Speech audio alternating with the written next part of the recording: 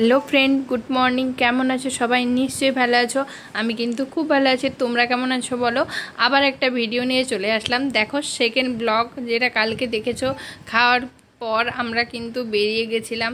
কোথায় যাচ্ছি দেখো, দমদম স্টেশন বসে উঠে গেছিলাম। দমদম স্টেশন চলে এসেছি। দমদমে স্টেশন থেকে ট্রেনে করে কোথাও যাব না, কিন্তু যাব হচ্ছে দমদমেই একজনের বাড়িতে। দেখো, এখানে চলে এসেছি। এই জায়গাটা কে কে চেনো একটু কমেন্টে জানাবে। দেখো, ওই জায়গাটায় কি সব কাজ হচ্ছে। ওই দোকানটা পুরোটা ঢাকা দেওয়া আছে দেখো। আর চলে যাচ্ছি ওইদিকে, মানে অটো বা টোটো ধরবো বলে। দেখো, টোটো পেয়েও গেছি। তারপরে এক বন্ধুর বাড়ি যাব। অনেক দিন যাওয়া হয়নি, আর অনেক দিন ঠিকঠাক করে ওর সঙ্গে কথাও ছিল না। তাই মনে করলাম কলকাতায় এসেছি, একবার দেখা করে আসি বলেই, ওকে না বলেই কিন্তু বেরিয়ে পড়েছি। জানি না ও বাড়িতে আছে কি না, কিন্তু আমরা বেরিয়ে পড়লাম। দেখো, চলে যাচ্ছি। অলরেডি অটোতে উঠে গেছিলাম। অটোতে উঠলে কিন্তু ব্যাপক হাওয়া দেয় আর খুব ভালো লাগে কিন্তু। আর প্যান্ডেল, মোড়ে মোড়ে কিন্তু প্যান্ডেল শুরু হয়ে গেছে। দুর্গাপূজার গন্ধ এসে গেছে। তোমরা নিশ্চয়ই সবাই খুব মজাতে আছো।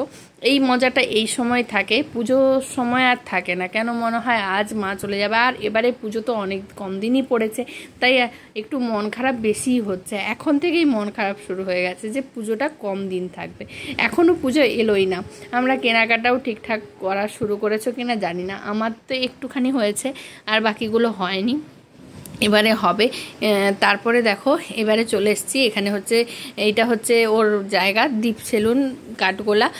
আর প্রথমে তো চিনতেই পারিনি, এই সামনেটা দোকানটা ভাঙা হচ্ছিল আর কাজ হচ্ছিল তাই। তারপরে দেখো কি নিয়ে যাব, আর সামনে ঠিকঠাক ছিল না, তাই ও বড়বাবু কিছু কিনতে গেছে।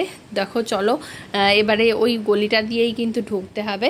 চলো আমরা যাই, তোমরাও আমাদের সঙ্গে চলো। তারপরে দেখো, বড়বাবু আর পাপাই আগের দিক করেই হাঁটছে। আর বন্ধুকে বলা হবে, পাপাইকে বলেছি তুই আগের দিকে চলে যা, গিয়ে কাকাই আছে কিনা দেখ বলে বলা হচ্ছে। ওই একটুখানি গিয়েই কিন্তু বন্ধুটার বাড়ি। এই দেখো, আমরা রাস্তাটা দিয়ে তোমাদেরকে দেখাচ্ছি। আমরাও যাচ্ছি, তোমরাও সঙ্গে সঙ্গে চলছো। তারপরে অলরেডি কিন্তু চলে এসেছি গলির অলরেডি বাড়ির কাছাকাছি। আর 3-4টা বাড়ির পরেই কিন্তু ওর বাড়ি।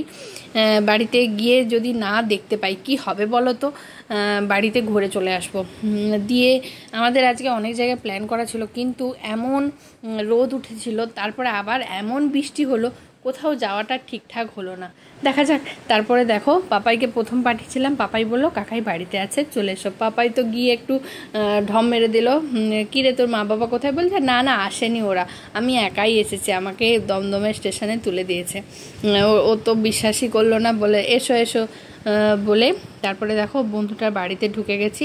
এই দেখো, বন্ধুটার বাড়িতে কত গণেশ ঠাকুর। ওর বাড়িতে গণেশ ঠাকুর থাকে, অনেকগুলোই গণেশ ছিল, এখন তো প্রায় গণেশগুলো জলে দিয়ে দিয়েছে। এই দেখো, তারপর বন্ধু গিয়ে আবার রোলও নিয়ে এসেছিলো।